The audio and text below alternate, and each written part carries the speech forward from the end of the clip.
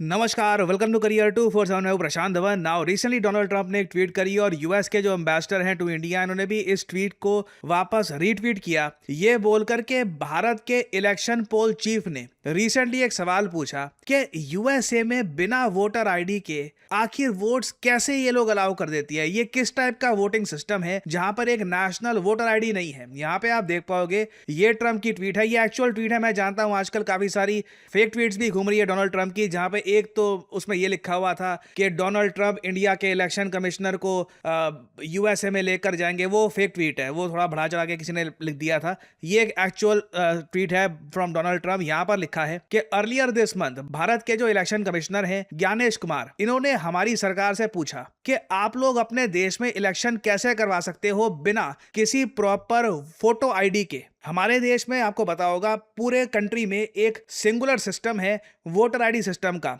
Voter ID आप दिखाते हो कार्ड अपना पोलिंग स्टेशन में और उसके बाद ही आप वोट कर सकते हो। यूएसए में यह सिस्टम नहीं है। यूएसए का सिस्टम मैं अभी आपको बताऊंगा, आप चौंक जाओगे देखकर। आगे ट्रंप यहां पर कहते हैं भारत का जो आखिरी इलेक्शन था यहां पर 600 मिलियन से भी ज्यादा वोट गए, बिल्कुल गए थे। और फिर ये कहते हैं कि इसमें से 1% से भी कम वोट्स गए थे थ्रू मेल। मेल वोट्स बहुत ही रेयरली भारत में अलाउ किए जाते हैं। और आगे यहां पर लिखा है हर सिंगल वोटर को एक वैलिड फोटो आइडेंटिटी डॉक्यूमेंट दिखाना था, तभी वो वोट कर सकता था। ट्रंप कह रहे हैं कि यूएसए को भी इसी टाइप का सिस्टम अपनाना होगा, तभी यूएस खुद को बचा पाएगा। और इसलिए ट्रंप कह रहे हैं द सेव अमेरिका एक्ट, एक ऐसा कानून जिससे यूएसए में अगर आपको वोट करना है तो आपको फोटो वाला एक डॉक्यूमेंट दिखाना होगा जो प्रूव करता है आपकी नागरिकता, जो प्रूव करता है कि आप एक लेजिटिमेट वोटर हो। ये एक्ट पास करना बहुत इंपॉर्टेंट है अकॉर्डिंग टू डोनाल्ड ट्रंप। अब यहाँ पे आप मुझसे सवाल पूछोगे यूएसए में फिर ये लोग इलेक्शन करते कैसे हैं, ये मैं आपको दिखाता हूँ ना। यूएसए की जो गवर्नमेंट वेबसाइट है, यहाँ पे एक वीडियो है, ये मैं आपको दिखा रहा हूँ, करीब 50 सेकंड की वीडियो है। इसको देखकर आप समझ जाएंगे कि सिचुएशन यहाँ पर कितनी अजीब है। Voter ID was the hottest issue in U.S. election administration for much of the previous decade. But what does that phrase, voter ID, mean from an administrative perspective?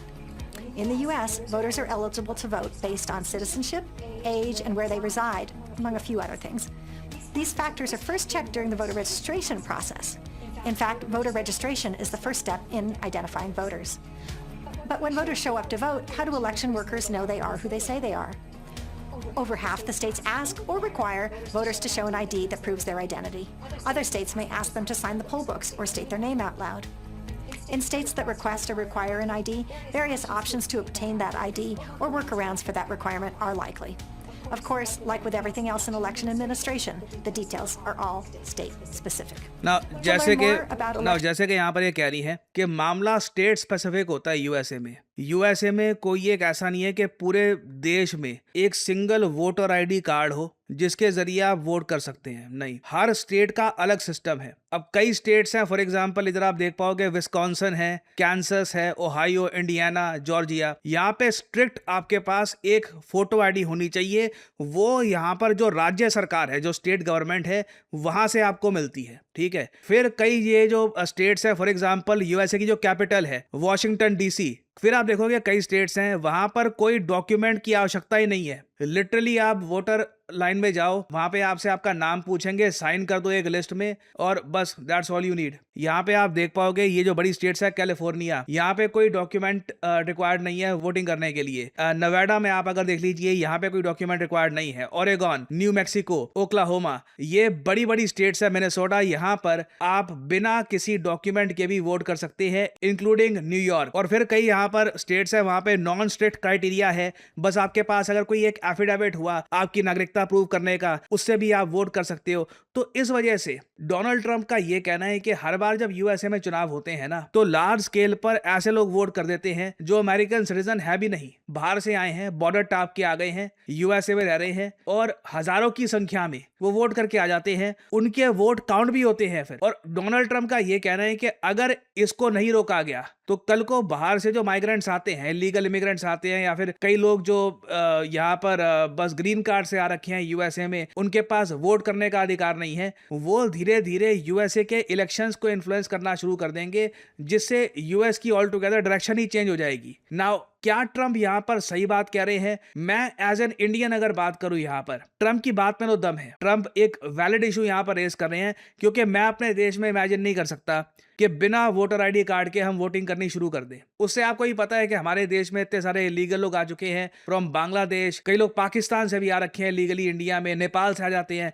ये अब कल को वो भी वोट करना स्टार्ट कर देंगे अगर, तो हमारे इलेक्शंस का मुद्दा ही बदल जाएगा। इलेक्शंस के जो रिजल्ट हैं यही काफी जगह चेंज हो जाया करेंगे। तो ये बहुत बड़ा मैं कहूंगा पॉलिटिकल मुद्दा है यूएसए में। और ट्रम्प कह तो रहे हैं कि मुझे इसको सॉल्व करना पड़ेगा, यूएसए को बचाना पड़ेगा, मगर ये सॉल्व करना बहुत ही मुश्किल होगा। क्यों? क्योंकि जो डेमोक्रेट पार्टी है यूएसए में वो बहुत ज्यादा इमिग्रेंट फ्रेंडली है, और वो कभी भी अलाउ नहीं करेंगे कि ऐसा कोई अगर एक्ट पास हो जाए जिससे वो लोग जिनके पास डॉक्यूमेंट्स नहीं है वो वोट ना कर पाए, क्योंकि उससे उनके बहुत सारे वोट कट जाते हैं। ये यूएस एक ऐसी सिचुएशन में फंस गया है जहां पर इनको एक बहुत ज्यादा कड़वा और कठोर निर्णय लेना होगा। ट्रम्प को शायद फोर्सफुली ये कानून पास करना पड़े, नहीं तो यूएस एक बहुत ज्यादा गलत दिशा में चला जाएगा। और यहाँ पे आप लोग देख पाओगे ये व्हाइट हाउस की ट्वीट है। ये यहाँ पर कह रहे हैं, ये ट्वीट बाय द वे 19 अगस्त 2026 की है। ये यहाँ पर कह रहे हैं कि सेंसस ब्यूरो ने चेक किया वोटर रिकॉर्ड और इनको ये पता लगा कि 24,000 जो वोट पड़े हैं ये नॉन सिटीजन्स के हैं। ये तो वो लोग हैं जो पकड़े गए, बाकी कितने हजारों लोग हैं जो अभी तक सिस्टम के स्कैनर में आए नहीं हैं, और ज्यादातर ये लोग होते हैं मैक्सिको के। और ट्रम्प का यहाँ पर यही कहना है कि आने वाले समय में ये नंबर और जरा बढ़ जाएगा और ज्यादा ये नॉन सिटीजन्स इस तरीके से वोट करना स्टार्ट कर देंगे। और आप जानते हैं, मैं जानता हूं, काफी बार जो लोकल लेवल के इलेक्शंस होते हैं वहां पे 1000 वोट इधर उधर झूल गए तो इलेक्शन वहीं पे डिसाइड हो जाता है। 1000 वोट बहुत होते हैं। कुछ स्टेट्स भी आपकी अगर इस तरीके से स्विंग कर गई तो लिटरली यूएसए का प्रेसिडेंट कौन बनेगा ये डिसाइड हो जाता है, या फिर यूएसए के प्रेसिडेंट के पास कितनी पावर होगी ये डिसाइड हो जाता है। तो अगेन ये बहुत ही इंटरेस्टिंग है कि डोनाल्ड ट्रंप को जब उदाहरण देना था एक अच्छे इलेक्टोरल सिस्टम का, तब इन्होंने भारत के इलेक्टोरल सिस्टम की बात करी है। बाकी हाँ, कई लोग इस पर एक फेक न्यूज भी फैला रहे हैं कि भारत में जो ईवीएम मशीन्स हैं ये ट्रंप इसको यूज करना चाहते हैं। ये सच नहीं है, ये इसको लेकर काफी भ्रामक न्यूज भी फैलाई गई है। बट ये बिल्कुल सही है कि जिस तरीके से भारत में एक वोटर आईडी सिस्टम होता है वोट करने के लिए, ट्रंप भी वैसा सिस्टम लाना चाहते हैं। Career 247 means jobs. हमारे कोर्सेज के बाद कई लोग जॉब प्राप्त कर चुके हैं और इनके टेस्टिमोनियल्स हम आपके साथ लगातार शेयर करते रहते हैं और इन द फ्यूचर भी बहुत सारे और टेस्टिमोनियल्स शेयर करेंगे। नाउ कई लोग मुझसे ये पूछते हैं कि हमारा जो डेटा एनालिटिक्स कोर्स है ये किसके लिए है, क्या ये आपको सूट करता है या नहीं करता। Well allow me to explain. अगर आपने रिसेंटली अपनी ग्रेजुएशन कंप्लीट करी है, आपको अब ये समझ नहीं आ रहा कि करियर में अब आगे क्या करूं, कैसे अपनी फर्स्ट जॉब करूं, क्या मुझे स्किल्स एक्वायर करनी चाहिए, तो बिल्कुल डेटा एनालिटिक्स एक ऐसी स्किल है जो आपको एक अच्छी जॉब लैंड करवा सकती है। क्योंकि याद रखिएगा, करियर 247 में हम सिर्फ डेटा एनालिटिक्स आपको नहीं सिखा रहे, this is data analytics with generative AI. याद रखिएगा, जो सर्टिफिकेट आपको मिलता है करियर 247 की तरफ से, this is in collaboration with IBM। जी हाँ, the international giant IBM and NASSCOM।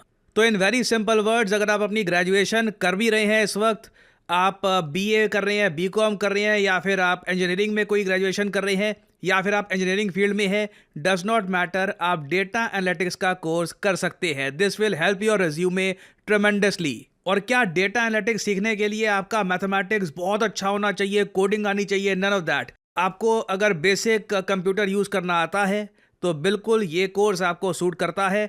आपको बेसिक अंडरस्टैंडिंग है मैथमेटिक्स की तो बिल्कुल आप एक अच्छे डेटा एनालिस्ट बन सकते हैं। You can learn the skill. तो ये कोर्स एक्चुअली बहुत से लोगों की हेल्प कर सकता है। चाहे आपकी जॉब ऑलरेडी लग चुकी है, आप खुद को अपस्किल करना चाहते हैं प्रमोशन के लिए, या फिर एक बेहतर अपॉर्चुनिटी के लिए किसी और कंपनी में, आप स्टार्टर हैं, पहली जॉब की तलाश कर रहे हैं, for pretty much everyone career 247 data analyst course is a great option. क्योंकि यहाँ पर कोर्स कंप्लीशन के बाद आपको अपना रेज्यूमे कैसे बिल्ड करना है, हम वहाँ पर भी आपकी हेल्प करेंगे, मॉक इंटरव्यूज़ में हेल्प करेंगे, इंटरव्यू प्रिपरेशन आपको देंगे, गिटहब पोर्टफोलियो कैसे आपको बनाना है ये आपको बताया जाएगा। तो आप अगर अपनी जर्नी स्टार्ट करना चाहते हैं in the field of data analytics तो बिल्कुल ज्वाइन करिए ये प्रोग्राम। इस वीडियो के कमेंट सेक्शन में जाइए या फिर डिस्क्रिप्शन सेक्शन में जाइए, वहाँ पे आपको ये लिंक मिल जाएगा। लिंक पर करिए क्लिक, यहाँ पे अपना नाम डालिए, email ID, number, discount code obviously यहाँ पर डालिए PG10, ताकि आपको डिस्काउंटेड प्राइस में ये कोड ऑफर हो और करियर 247 की तरफ से आपको कॉल आएगा, आप ये कोर्स कर सकते हैं purchase. The whole process is very smooth and very easy और आपकी लाइव क्लासेज शुरू हो जाएंगी।